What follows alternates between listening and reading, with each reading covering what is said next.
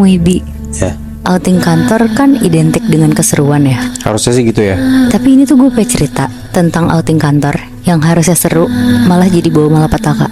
Oh, Jadi sekitar tahun 2018 ada satu perusahaan startup di Jakarta yang karyawannya tuh masih cuma 5 orang, ngadain outing kantor dengan kegiatannya tuh camping. oke. Mereka mutusin untuk camping ke Alas Purwo, Banyuwangi. Singkat cerita, mereka tuh berangkat ke Alas Purwo dan sampai sana tuh sekitar jam 2 siang.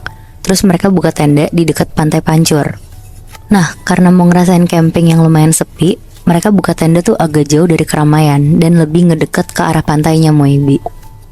Jadi kita sebut aja 5 orang ini tuh namanya Bayu, Audi, Ojan, Reza, dan Irfan. Mereka berlima tuh masih seumuran, sekitar umur-umur 25-27 tahunan lah kira-kira. Mereka berlima tuh ngebuka satu tenda yang lumayan gede gitu, Moibi. Terus sekitar jam 8 malam, mereka tuh mau bakar-bakaran kayak barbekyuan gitu. Kira-kira 2 jam mereka makan, sekitar jam 10 tuh udah pada masuk tenda karena ngantuk. Nah, si Ojan kebelet buang air besar. Akhirnya dia keluar tenda lah nyari toilet. Jadi di deket tenda mereka tuh kayak ada guest house dan tempat-tempat penginapan lainnya yang emang gak begitu jauh. Terus si Ojan jalan deh tuh ke arah guest house-nya karena ada toiletnya. Pas lagi jalan sendirian, Ojan tuh kayak kesandung dan jatuh. Ternyata dia tuh kesandung batu gede gitu, Moibi. Dan pas Ojan jatuh, Ojan tuh ngeliat kayak ada sesuatu di dalam pasir gitu. Warnanya merah. Pas dia coba gali sedikit, ternyata itu tuh kayak cincin batu akik yang warna merah gitu, Moibi. Oh, Karena si Ojan mikir itu bagus dan dia mikir itu mungkin kalau dijual mahal, jadi dia langsung tuh dipakai di saat itu juga. Udah tuh dia lanjut buang air besar. Setelah selesai dia langsung baliklah ke tenda. Teman-teman yang lain tuh udah pada tidur dan dia ikutan tidur juga. Nah, sejam kemudian, Moibi, Reza tuh ngedenger kayak ada suara teriak-teriak, tapi itu tuh suaranya si Ojan. Dan pas Reza kebangun, Ojan tuh gak ada di sebelahnya. Akhirnya Reza langsung keluar tuh dari tenda nyariin si Ojan. Dan ternyata Ojan tuh ada di tepi pantai, lagi duduk setengah badan sambil kepalanya tuh nengok ke atas langit, duduk selama itu gimana ya? yang kayak dengkulnya tuh nyentuh ke tanah gitu, Moy. Oh iya, iya. Nah, ngeliat Ojan kayak gitu, Reza tuh langsung kaget banget dan dia langsung teriak-teriak lah ke si Ojan. Tapi Ojan tuh gak ngerespon apa-apa. Reza langsung lari lah ke arah Ojan. Dan begitu udah makin deket ke Ojan, Ojan tuh langsung lari ngejauh dari Reza, Moibi. Dia lari, tapi larinya tuh kayak binatang yang tangannya tuh juga ikutan jadi kaki gitu, kebayang gak? Oh, Nah, karena Ojan kenceng banget larinya dan susah dikejar, akhirnya Reza langsung baliklah ke tenda buat ngasih tau teman-teman yang lain juga. Akhirnya semua temennya tuh bangun dan langsung lah mereka semua nyari Ojan di kegelapan itu. Tapi udah sejam 2 jam dicari tuh tetap gak ketemu. Akhirnya mereka mutusin buat balik ke tenda lagi, istirahat, dan ngelanjutin nyarinya tuh besok aja. keren banget. Iya, Bi, bener.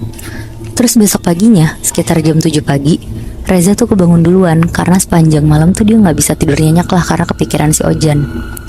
Akhirnya Reza langsung keluar dan nyari-nyari Ojan, Moibi. Tapi karena masih gak ketemu juga, dia nyamperin guest house yang banyak orang tuh akhirnya. Dan dia nanyain ke orang-orang yang nginep di sana satu-satu. Dia nyebutin tuh ciri-cirinya si Ojan ini tuh kayak gimana ke orang-orang yang ditanya. Tapi ya jawaban mereka semua tuh sama, mereka gak ngeliat sama sekali. Terus tiba-tiba ada kakek-kakek yang dateng nyamperin Reza, Moibi. Dia bilang kalau dia tuh tahu di mana orang yang dicari sama si Reza. Tapi Reza tuh disuruh ngikutin si kakek ini. Nah, karena Reza udah stres banget, akhirnya diikutin lah sama si Reza. Kakek-kakek ini tuh jalan terus ngebawa Reza tuh ke dalam hutan yang lumayan gelap, sampai cahayanya tuh kelihatannya samar-samar. Oh, Dia jalan makin dalam lagi, sampai akhirnya ada satu rumah kayak gubuk kecil gitu, Moibi. Dan pas Reza masuk rumah ini, ternyata itu tuh ada Ojan lagi tiduran dan matanya tuh melotot gitu. Pas ngeliat itu tuh Reza langsung bangunin Ojan dan kayak ngebawa Ojan cepet-cepet pergi dari rumah itu. Jadi kayak dibopong sama si Reza dan Ojan kondisinya juga gak sadarin diri.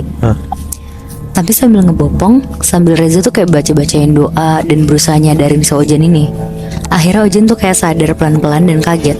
Ojan juga nggak tahu tuh kalau dia tuh sebenarnya gimana, karena ingatan terakhir dia tuh tidur di tenda dan bangun-bangun udah dibopong sama si Reza. Reza tuh sambil ngebopong sambil ngeliat ke rumah gubuk dan kakek tadi. Tapi untungnya nggak ada tanda-tanda dari si kakek ini juga. Singkat cerita mereka tuh sampai di tenda mereka. Reza langsung ngasih tau teman-temannya lah kalau dia tuh nemuin Ojan di gubuk tengah hutan dan Ojan tuh kondisinya nggak sadar. Akhirnya teman-teman yang lain tuh mutusin buat langsung pulang aja lah karena takut Ojan kenapa-napa lagi kan. Padahal ya seharusnya mereka tuh nginep di sana 1 malam lagi. Sekitar jam 2 siang akhirnya mereka langsung baliklah ke Jakarta. Dan selama di perjalanan pulang mereka kan naik kereta ya. Ojan tuh bungang-bungang doang Bi. Kalau diajak ngomong juga kayak nggak nyambung gitu loh. Mereka tuh khawatir banget sebenarnya sama kondisinya si Ojan ini. Tapi Bayu tuh tiba-tiba sadar kalau si Ojan ini tuh tiba-tiba pakai cincin dengan batu warna merah.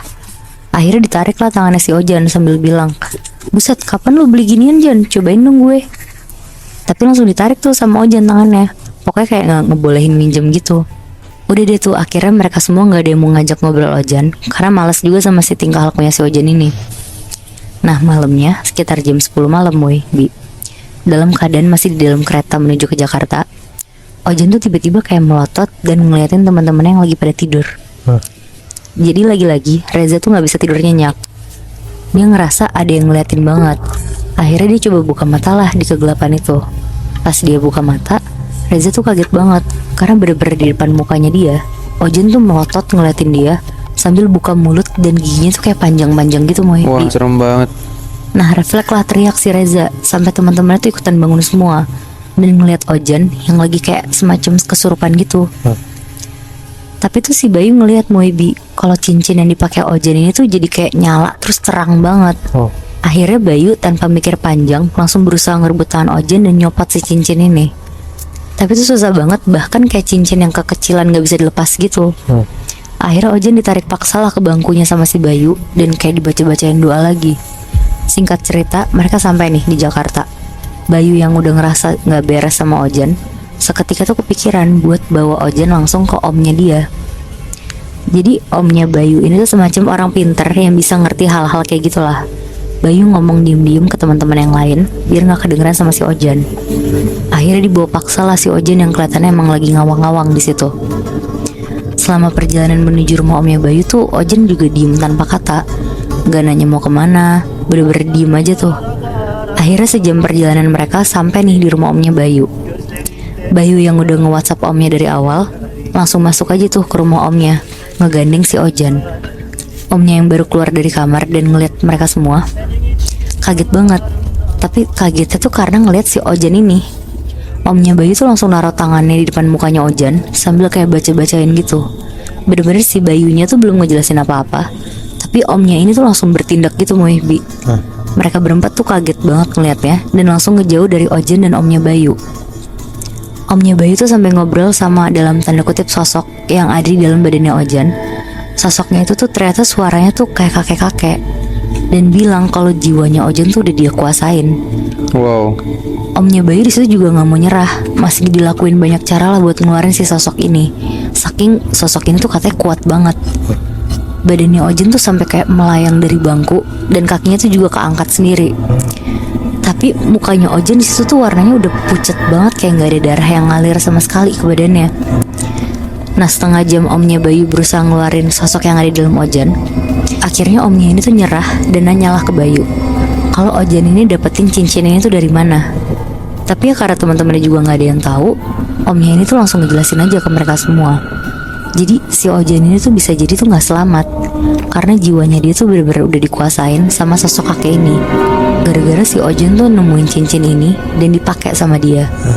Jadi sekalinya si cincin ini dipakai Bi, penunggu di dalam cincin ini, si kakek itu berarti langsung ngerasa kalau dia tuh diizinin untuk nguasain jiwa sampai badannya si Ojan ini.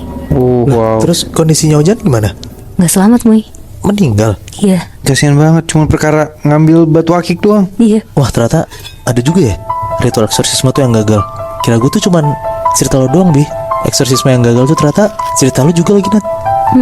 Tapi kalian tahu kan kalau eksorsis itu tuh sering banget dijadiin film kalau di Hollywood. Iya, benar lagi. Nah setahu gue di bulan Oktober ini tuh bakalan ada film The Exorcist Believer yang jadi sequel dari film pertamanya di tahun 73. Gimana kalau kita nonton filmnya? Karena gue penasaran banget sih, kira-kira ritual eksorsis mereka berhasil gak ya?